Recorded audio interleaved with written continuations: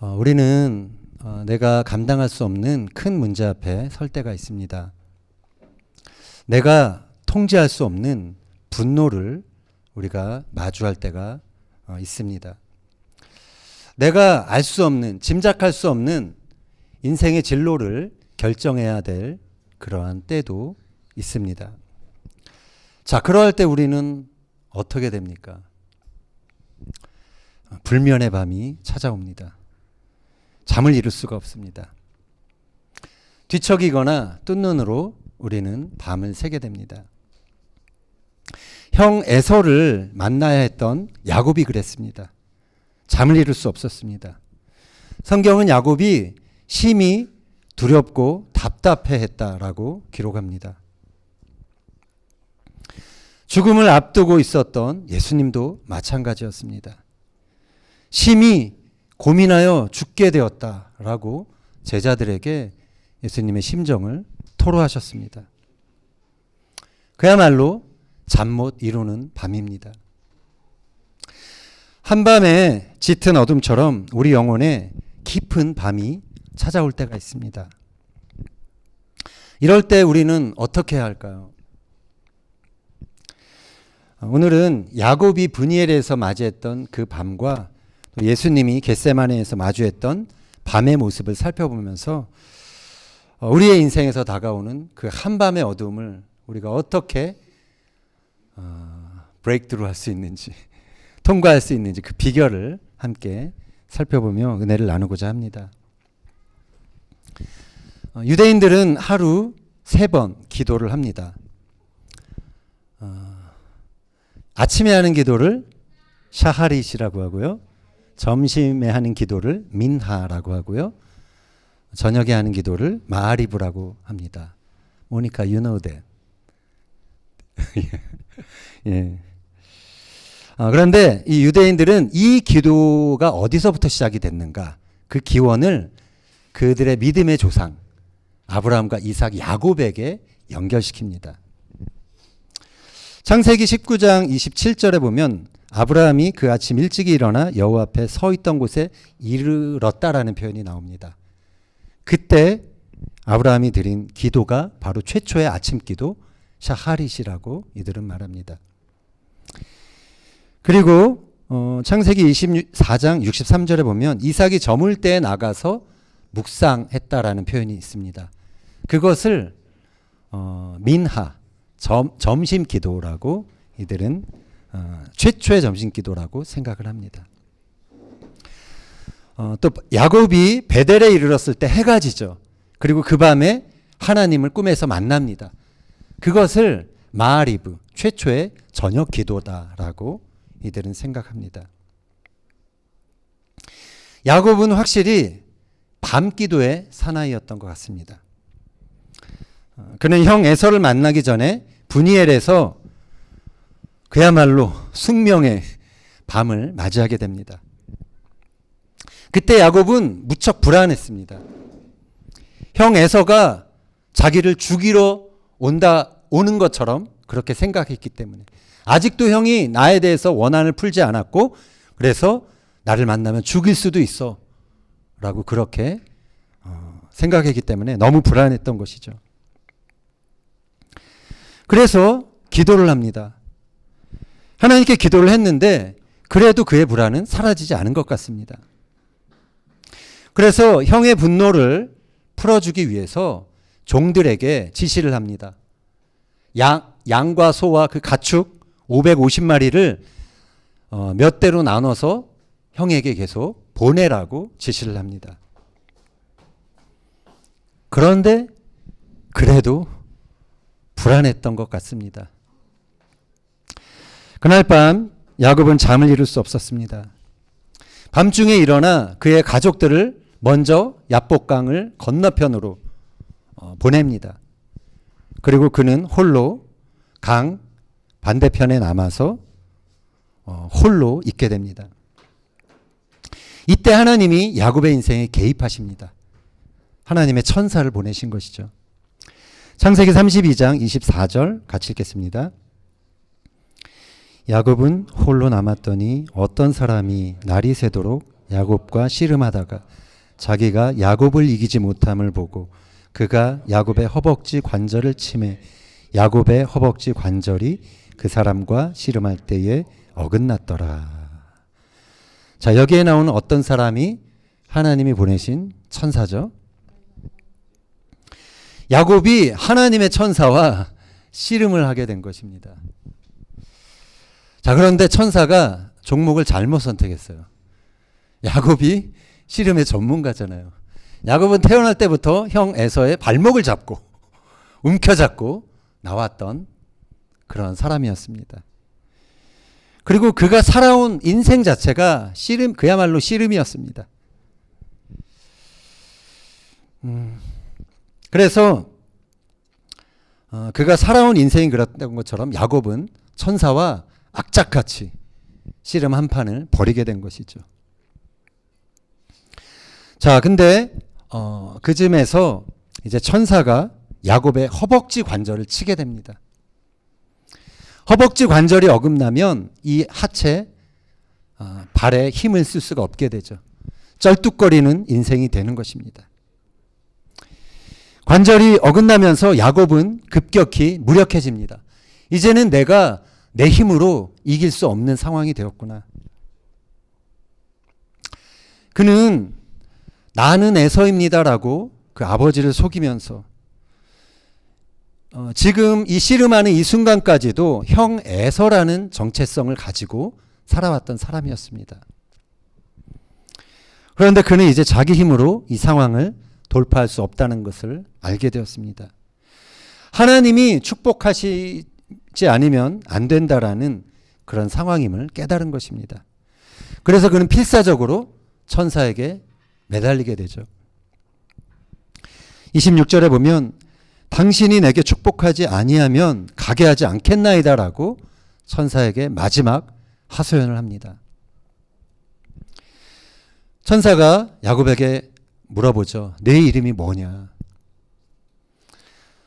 자, 천사가 야곱의 이름을 몰라서 질문을 했겠습니까? 그것은 너가 어떤 존재로 살아왔느냐라는 그의 정체성에 관한 질문이었던 것입니다. 야곱이라는 말의 뜻 아십니까? 야곱이라는 말. 야콥. 네. 오, 하준이가 잘하네. 발꿈치를 잡다. 발목을 잡다. 그래서 속이다라는 뜻이 있습니다. 야곱은 자기의 이름처럼 형 에서의 발목을 잡았고요. 또 아버지 이삭과 삼촌 라반까지 속이면서 악착같이 살아왔던 그러한 사람이었습니다. 이름을 묻는 천사의 질문에 나는 야곱입니다 라고 대답을 합니다. 나는 야곱처럼 발목을 잡으며 남들을 속이면서 살아왔습니다 라는 자기 고백이었던 것이죠. 자, 그런 그에게 천사가 말합니다. 28절 같이 읽겠습니다. 그가 이르되 내 이름을 다시는 야곱이라 부를 것이 아니요 이스라엘이라 부를 것이니 이는 내가 하나님과 및 사람들과 겨루어 이겼음이니라. 자, 그래서 그날 밤 야곱은 새 이름을 받게 됩니다. 새 이름이 뭐였죠? 네, 이스라엘. 이스라엘이라는 나라의 이름으로 정할, 야곱이 이스라엘의 국부였기 때문에. 자, 이스라엘은 물론 이제 성경상에는 하나님과 겨루어 이겼다. 그래서 너를 이스라엘이라 부르겠다. 이렇게 하는데 원래 뜻을 보면 사라가 이제 우세하다, 권력을 쥐다라는 뜻입니다. 그것의 미래형 이스라와 하나님이 결합된 말입니다. 그래서 하나님이 권력을 쥐다, 하나님이 다스리다라는 그런 뜻이 있는 것입니다. 야곱은 이제 더 이상 다른 사람의 발 뒤꿈치를 그렇게 붙잡고 살지 않아도 되는 것입니다. 그 밤에 그의 인생의 주도권이 바뀌게 된 것입니다. 이제 하나님이 야곱의 인생의 주도권을 쥐게 될 것이다라는 그 이스라엘이라는 이름에서 이 야곱의 인생의 방향이 운명이 새롭게 정해진 것이죠. 그래서 야곱은 이제 하나님이 그의 인생에 권력을 쥐고 있는, 하나님이 다스리시는 인생이 된 것입니다. 하나님이 다스리신다는 것을 확신할 때 우리는 내일을 불안해하지 않게 됩니다. 하나님의 다스림을 우리가 확신할 때 우리는 누구를 속이거나 편법을 쓸 필요가 없다라는 사실을 알게 됩니다. 하나님을 대면한 야곱은 그렇게 달라졌습니다. 아침이 되면서 이제 완전히 야곱은 이전과는 다른 사람이 되었던 것입니다. 현실적인 두려움이 더 이상 그를 지배할 수 없었습니다. 그의 마음이 바뀌었기 때문에 이제 형 에서를 만나러 가는 게 어땠을까요? 두려웠을까요? 괜찮았을까요? 네, 더 이상 이제 두렵지가 않았습니다. 이게 중요한 것입니다. 이 분이엘의 이 기도의 시간이 있었기 때문에 그가 하나님과 화해를 이루고 모든 그 불안을 덜었기 때문에 그는 그의 실제 문제를 마주할 수 있는 힘을 얻게 된 것이죠. 결국 야곱은 형 에서와 극적으로 화해를 이루게 됩니다. 하나님과의 씨름을 이미 끝냈기 때문에 현실에서 마주하는 싸움은 이미 끝난 싸움이 된 것입니다. 한밤에 야곱의 기도는 불안한 내일을 넉넉히 맞이할 수 있는 사람으로 그를 변화시켰던 것입니다. 자, 예수님 역시 겟세마네에서 기도의 씨름을 하셨습니다. 예수님은 이제 자신이 마셔야 할 죽음의 잔을 앞두고 있었습니다. 그 잔은 다름이 아니라 불의와 죄악을 심판하시는 하나님의 진노의 잔이었던 것입니다. 예수님은 평소에 제자들에게 이제 예루살렘에 가면 죽게 될 것이다, 자신의 죽음에 대해서 담담하게 말씀을 하셨던 분입니다. 그런데 이 겟세마네에 이르자 그 잔의 무게가 달리 느껴지셨던 것 같습니다. 예수님은 제자들에게 내 마음이 심히 고민하여 죽게 되었다 라고 말씀하시면서 너희가 여기에 깨어서 머물러 있어라 그렇게 부탁을 하십니다. 그리고 홀로 나가 기도하시죠.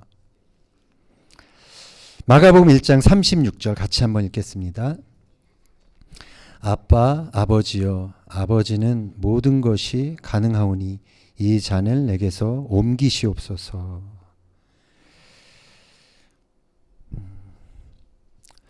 아바는 한국말로도 아빠가 근데 이제 우리 이스라엘에서 유대인들도 아빠를 부를 때 아바 그렇게 부릅니다. 근데 유대인들은 하나님을 아빠라고 부르지는 않습니다. 하나님은 아도나이 또는 하셴 그 이름이라고 부르게 됩니다. 아빠는 1세기 팔레스타인 유대인들이 자신의 아버지를 부를 때 쓰는, 아이들이 부르는 친근한 말입니다. 아들이 아버지를 부를 때 쓰는 그 당시의 아람어 단어였습니다. 아들로서 예수님은 아빠 하나님에게 이 진노의 잔을 내게서 옮겨주세요라고 그렇게 요청합니다. 아들의 요청을 마다할 그런 부모는, 그런 아버지는 없을 것입니다. 그러나 하나님은 하나님이시기 때문에 가장 최선의 선택을 하셔야만 했습니다. 그것은 누군가 반드시 마셔야만 하는 심판의 잔을 다름 아닌 그의 아들이 받아야 한다라는 것입니다. 그의 아들이 인류의 죄에 대한 처벌을 감당하는 것이죠. 어째서 하나님은 하나밖에 없는 이 아들에게 진노의 잔을 허락하셨을까요? 이사야서는 그 이유를 이렇게 말합니다. 53장 5절 6절 같이 읽겠습니다. 그가 찔림은 우리의 허물 때문이요 그가 상함은 우리의 죄악 때문이라. 그가 징계를 받음으로 우리는 평화를 누리고 그가 채찍에 맞음으로 우리는 나음을 받았도다. 우리는 다 양 같아서 그릇 행하여 각기 제 길로 갔거늘 여호와께서는 우리 모두의 죄악을 그에게 담당시키셨도다. 아멘. 구약에 있는 메시아에 관한 시편인 그 구절인 것이죠. 하나님께서 하나뿐인 아들에게 인류의 죄악을 담당시키신 이유가 있습니다. 그것은 한마디로 우리를 죄에서 구원하시기 위함인 것입니다. 죄의 싹은 사망이라고 성경은 말합니다. 그리고 인간은 스스로를 구원할 수 없기 때문에 하나님은 화목제물로 우리와 하나님 사이에 있는 그 죄의 간격을 허물기 위해서 화목제물로 당신의 아들을 드리게 한 것입니다. 죄를 처벌하지 않으면 하나님은 공의의 하나님이 되실 수 없는 것이죠. 죄에 대한 징계에는 반드시 죄의 싹은 사망이다. 죽음이 따릅니다. 그렇게 하나님은 그 죽음의 잔을 아들이 담당하도록 그렇게 허락하셨던 것입니다. 아들을 십자가에 내어준 아빠의 마음은 어땠을까요? 아들은 살이 찢겼지만 그 아버지는 가슴이 찢기는 고통을 감당해야 했던 것입니다. 그래서 사실 십자가는 하나님 자신이 지신 것입니다. 그것이 하나님의 최선이었던 것입니다. 진노의 잔을 아들에게서 옮기지 않는 것, 그러나 그것 때문에 누구보다도 더 고통스러운 책임을 지는 것, 그것이 하나님이 우리를 위해서 하실 수 있는 최선이었던 것입니다. 예수님에겐 이 하늘 아버지가 전부였습니다. 아버지의 뜻을 이루는 것이 예수님 삶의 전부가 되는, 예수님이 이 땅에 오신, 태어나신 목적의 전부가 되는 그러한 목적이었던 것이죠. 예수님 역시 이 상황이 고통스러우셨습니다. 죽음이 두려운 것이 아니라 사랑하는 하나님의 진노를 받는 것. 그래서 하나님의 잠시라도 그 하나님의 버림받음을 받는 것. 그것이 예수님에게 두려웠던 것이죠. 그래서 예수님은 고난의 자리로 나가기 전에 기도의 자리로 가셨습니다. 거기서 기도하며 아버지의 뜻을 구했습니다. 예수님에겐 아버지에 대한 전적인 신뢰가 있었습니다. 더 나아가서 하나님이 최선의 길로 인도하신다는 그 믿음이 있었습니다. 예수님은 그 밤 겟세마네에서 마지막 기도를 이렇게 하셨습니다. 그러나 나의 원대로 마옵시고 아버지의 원대로 하옵소서.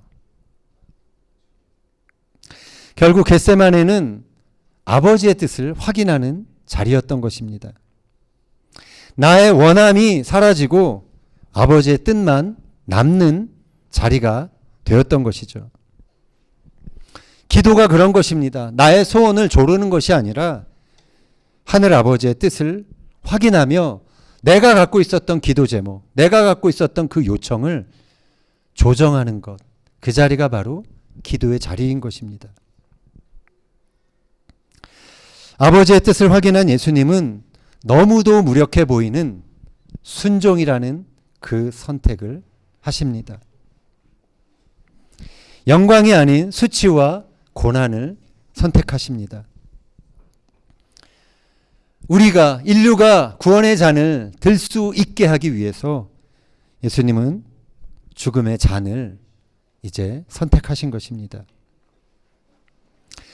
이 결단과 순종의 기도는 고난을 맞이하는 예수님의 태도를 변화시켰습니다. 마가복음 14장 42절 같이 읽겠습니다. 일어나라 함께 가자. 보라 나를 파는 자가 가까이 왔느니라. 자, 예수님은 너무도 이 기도 후에 의연하게 마음을 이제 결단하신 것을 알 수가 있죠. 너무 의연히 이제 자신이 감당해야 될 십자가를 향해 걸어가는 모습을 우리는 보게 됩니다. 아버지의 뜻을 붙든 순간 고난이 주는 그 고통의 무게를 이제 극복할 수 있으셨던 것입니다. 예수님은 그 밤에 기도에 승리하셨고 그 승리가 있었기에 예수님은 십자가로 담대히 걸어가실 수 있었던 것입니다. 이처럼 기도는 승리를 결정짓는 자리입니다. 기도하는 사람에게 승리는 실제 싸움 이전에 결정되는 것입니다. 실제 벌이게 되는 싸움은 이미 결정난 승리를 확인하는 싸움일 뿐입니다. 야곱이 에서를 담대하게 마주할 수 있었던 것은 브니엘에서의 기도가 있었기 때문입니다.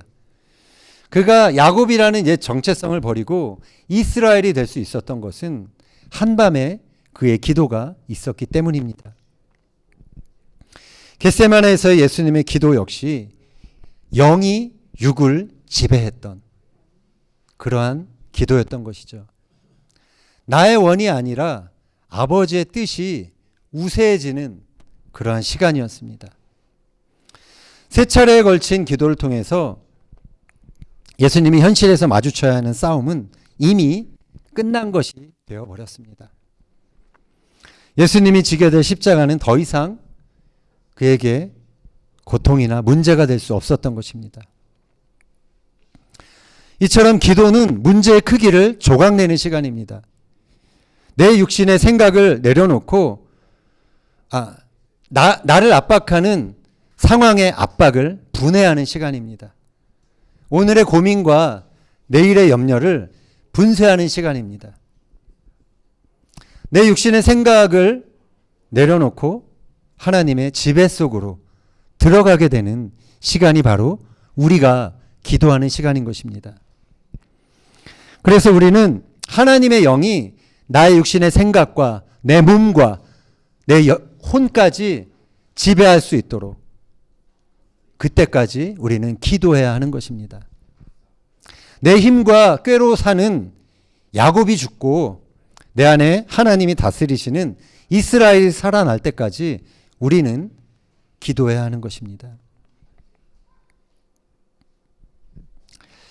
우리 인생에 잠 못 이루는 한밤이 또 언제 찾아올지 모릅니다. 그러나 브니엘의 한밤은 야곱이 이스라엘이 되는 변혁의 시간이었습니다. 겟세마네의 한밤은 예수님이 십자가의 순종을 결단했던 구원의 시간이었습니다.